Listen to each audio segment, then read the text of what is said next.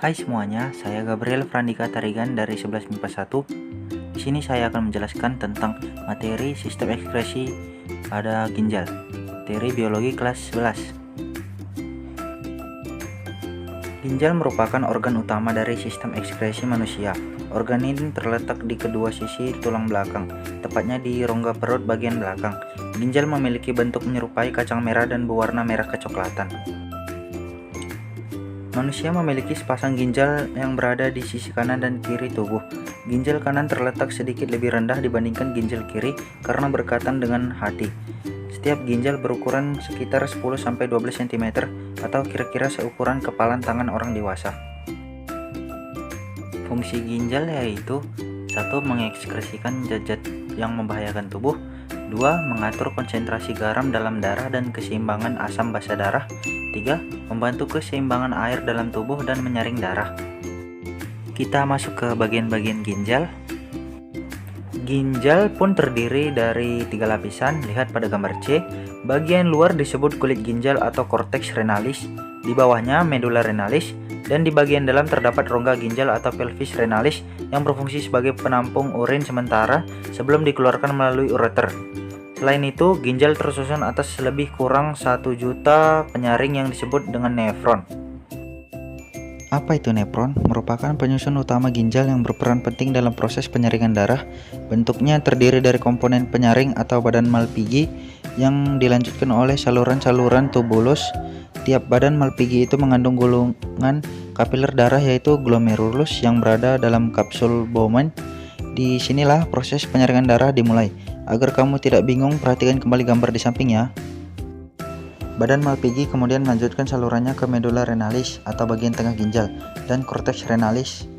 Saluran-saluran itu adalah tubulus proksimal, lengkung Henle, saluran ginjal yang melengkung pada daerah medulla, menghubungkan tubulus proksimal dengan tubulus distal. Tubulus distal, tubulus Clocteus atau pengumpul yang terdapat pada medulla. Setelah kamu mengetahui cara penyaringan, tahukah kamu bahwa urin yang dihasilkan ginjal harus melalui 3 tahapan? Pertama yaitu filtrasi, kedua reabsorpsi, dan ketiga augmentasi. A. Tahap filtrasi. Pembentukan urin dimulai dari darah mengalir melalui arteri aferen ginjal, masuk ke dalam glomerulus yang tersusun atas kapiler-kapiler darah.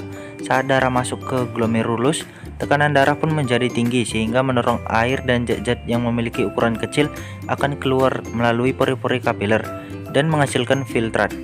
Cairan hasil penyaringan tersebut atau filtrasi tersusun atas 1. Urobilin, 2. urea, 3. glukosa, 4. air, 5. asam amino, 6. ion-ion seperti natrium, kalium, kalsium, dan klor. Filtrat selanjutnya disimpan sementara di dalam kapsula Bowman dan disebut urin primer. Tahapan pembentukan urin primer ini disebut tahap filtrasi.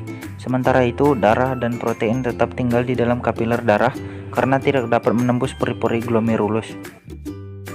B. Tahap reabsorpsi. Urin primer yang terbentuk pada tahap filtrasi masuk ke dalam tubulus proksimal. Di dalamnya terjadi proses penyerapan kembali zat-zat yang masih diperlukan oleh tubuh atau tahap reabsorpsi.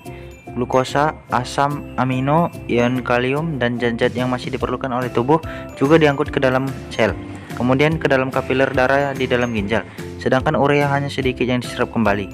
Cairan yang dihasilkan dari proses reabsorpsi disebut urin sekunder yang mengandung air, garam, urea, penimbul bau pada urin, dan urobilin pemberi warna kuning pada urin. Urin sekunder yang terbentuk dari proses reabsorpsi selanjutnya mengalir ke lengkung Henle, kemudian menuju tubulus distal. Selama mengalir ke dalam lengkung Henle, air dalam urin sekunder juga terus direabsorpsi. C. Tahap augmentasi. Pada bagian tubulus distal masih ada proses penyerapan air, ion natrium, klor, dan urea. Disinilah terjadi proses augmentasi, yaitu pengeluaran zat-zat yang tidak diperlukan tubuh ke dalam urin sekunder. Ketika telah bercampur, inilah yang merupakan urin sesungguhnya. Kemudian disalurkan ke pelvis renalis atau rongga ginjal.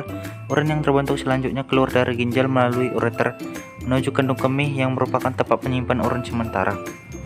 Kandung kemih memiliki dinding yang elastis dan mampu meregang untuk dapat menampung sekitar 0,5 liter urin.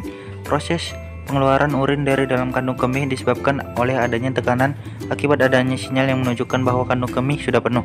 Kontraksi otot perut dan otot-otot kandung kemih akan terjadi saat adanya sinyal penuh dalam kandung kemih. Akibat kontraksi ini, urin dapat keluar dari tubuh melalui uretra. Sekarang kita akan membahas tentang penyakit-penyakit pada ginjal. Saya akan menjelaskan 2 penyakit yang ada pada ginjal. 1. Batu ginjal. Batu ginjal merupakan salah satu macam penyakit ginjal yang sering terjadi. Kondisi ini terjadi ketika zat tertentu di dalam ginjal menumpuk, mengendap, dan membentuk gumpalan keras menyerupai batu. Zat tersebut bisa berupa kalsium oksalat dan asam urat. Seseorang berisiko terkena batu ginjal apabila ia memiliki beberapa faktor risiko, seperti kurang minum air putih, sering mengonsumsi makanan asin dan manis, memiliki penyakit tertentu, semisal hiperparatiroidisme, dan infeksi saluran kemih. Batu ginjal yang berukuran kecil biasanya tidak menimbulkan gejala. Namun jika ukuran batu ginjal sudah besar dan menyumbat atau melukai dinding saluran kemih, maka dapat menimbulkan rasa nyeri saat buang air kecil dan urin berwarna seperti teh. Penyakit batu ginjal yang ringan biasanya dapat diobati dengan banyak minum air putih dan mengonsumsi obat-obatan. Namun untuk menangani batu ginjal yang besar, biasanya diperlukan tindakan medis oleh dokter seperti operasi untuk membuang batu ginjal, bedah ureteroskopi, serta SSWL. 2. Nefropati diabetik.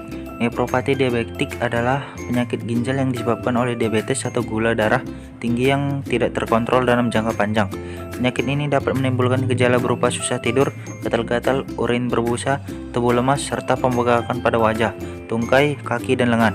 Nefropati diabetik umumnya tidak dapat disembuhkan, tetapi penanganan bisa dilakukan untuk mencegahnya semakin parah dan berbahaya.